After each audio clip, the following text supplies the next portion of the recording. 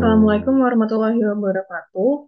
Perkenalkan, nama saya Faiza Putri Syahbanur dengan NIM 21104-22044. Em, saya dari kelompok 1 KBI ingin menjelaskan tentang bagaimana eh, cara menggunakan website Uniprot. Yang pertama itu, ini adalah website Uniprot yang digunakan. Nama linknya adalah uniprot.org. Kemudian di website Uniprot ini kita bisa mencari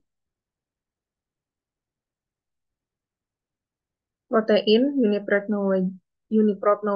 Knowledge Base atau KB, kemudian proteome, kemudian Uniref untuk protein clusters, dan terakhir Unipark yaitu sequence archive-nya.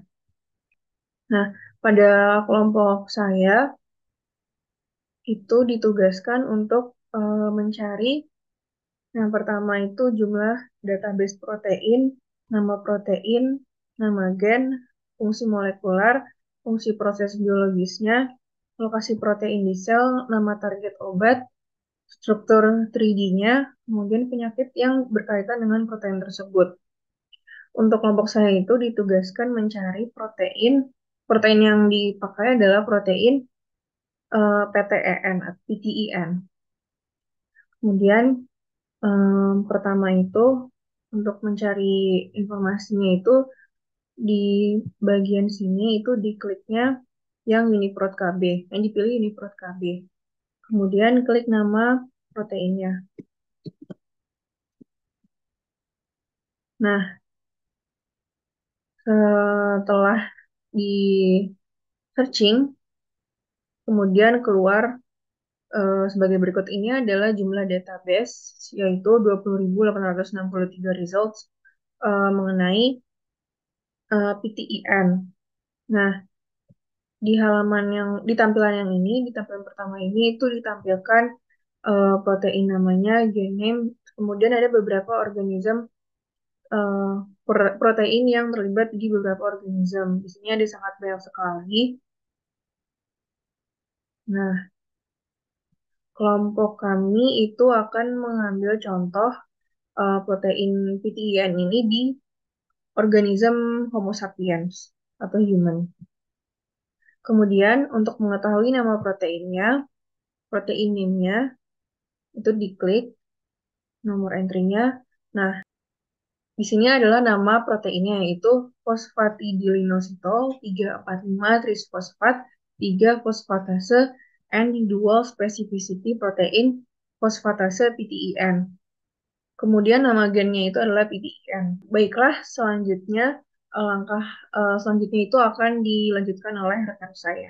Terima kasih. Oke, Assalamualaikum warahmatullahi wabarakatuh. Baiklah, jadi saya di sini akan melanjutkan mengenai protein PTEN di website Uniprot. Nah, protein PTEN ini sendiri itu tuh bisa kita lihat di sini ada molecular function dan juga ada biological function di sini. Nah, yang ini bisa kita geser untuk bisa mendapatkan apa saja all biological process, biological function, dan all molecular function-nya. Lalu di sini bisa kita lihat, nah ini selular komponen, ini yang selular komponen ya, dan ini bisa kita scroll ke bawah untuk mengetahui apa saja molecular function. Nah, di sini bisa kita lihat kalau misalnya molecular function dari PTEN, gen PTE, protein PTEN itu adalah anafase promoting complex binding. Nah, di sini dan ada enzyme binding, identical protein binding, inositol dan sebagainya.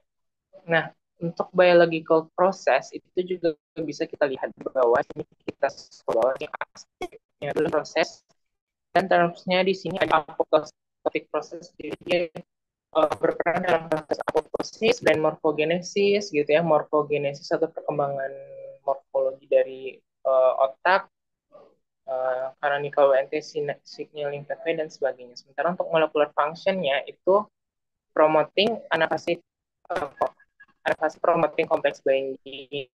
Juga dia berperan dalam peningkatan enzim dan protein tertentu. Okay. Itu untuk molecular function dan biological function. Next, juga kita akan melihat subcellular location-nya. Nah, untuk melihat subcellular location-nya ini, kita akan scroll ke bawah dulu yang di sini, subcellular location, isi number. Nih, subcellular location ini bisa kita lihat ya. Subcellular location-nya. Kita geser ke bawah. Nah nih, tuh. Ini subcellular location-nya dan itu bisa kita klik. Yang sitoplasma, dia ada di sitoplasma. Lokasi protein ini itu ada di sitoplasma di sini ya. Nah, di sini bisa terlihat kalau ada sitoplasma, itu juga ada dalam protein sitoplasma pada sel saraf ini ya, pada sel neuron.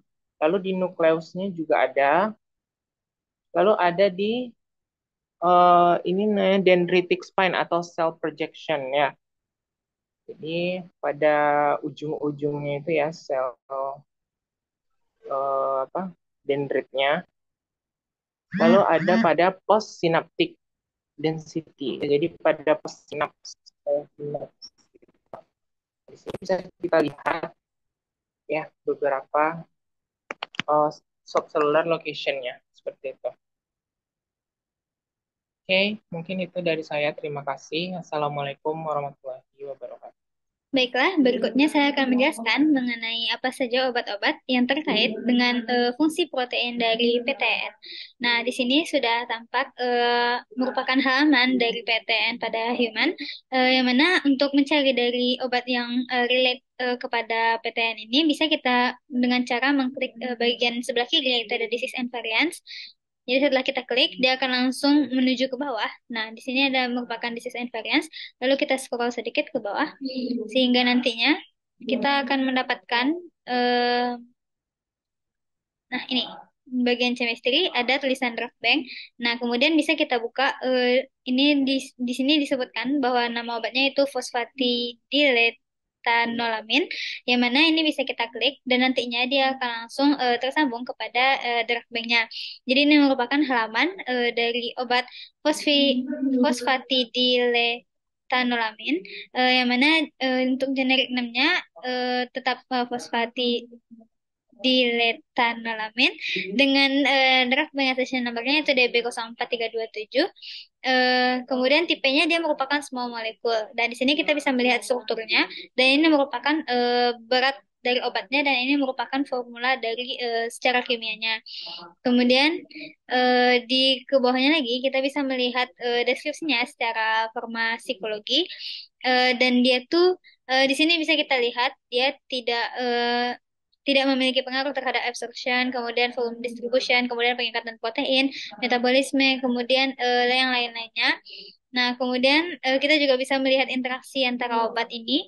Kemudian obat ini juga terkategori ke dalam gliserofosfat, kemudian termasuk juga ke dalam gliserofosfolipid, kemudian termasuk pada lipids, membran lipids, fosfadidik acid, dan juga fosfolipids. Nah, kemudian secara chemical taxonomy-nya, dia itu termasuk ke dalam organic compound. Kemudian untuk superkelasnya dia termasuk ke dalam lipid dan lipid-like molecules, yang mana dia berarti menyukai lipid atau lemak. Kemudian dalam kelasnya dia termasuk ke dalam glycerofosfolipid. Kemudian untuk subkelasnya sendiri dia termasuk ke dalam glycerofosfoetanolamines. Dan kemudian ini merupakan ada rinciannya kembali. Nah, kemudian untuk ke bawahnya lagi kita bisa melihat siapa yang mengidentifikasi obat ini dan juga referensi dari obat ini. Baiklah, selanjutnya saya Nama Zahra izin melanjutkan mengenai struktur 3D dari protein PTN ini. Kita bisa scroll ke bawah atau kita bisa klik langsung di sebelah kiri yang namanya struktur. Di sini ada struktur 3D dari protein PTN ini. Di sini juga ada sumbernya, ada identifier, ada metode, ada resolusi, posisi. Ini bisa semuanya diatur-atur seperti ini. Bisa kita geser-geser juga.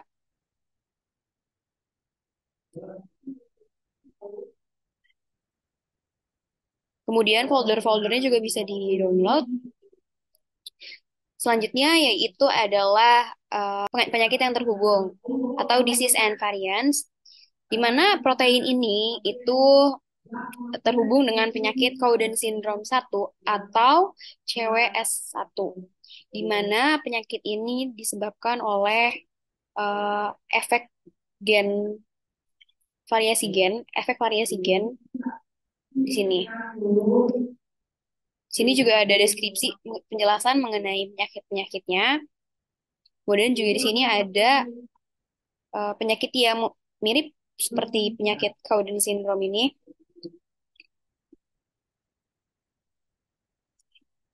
Sekian dari saya. Terima kasih.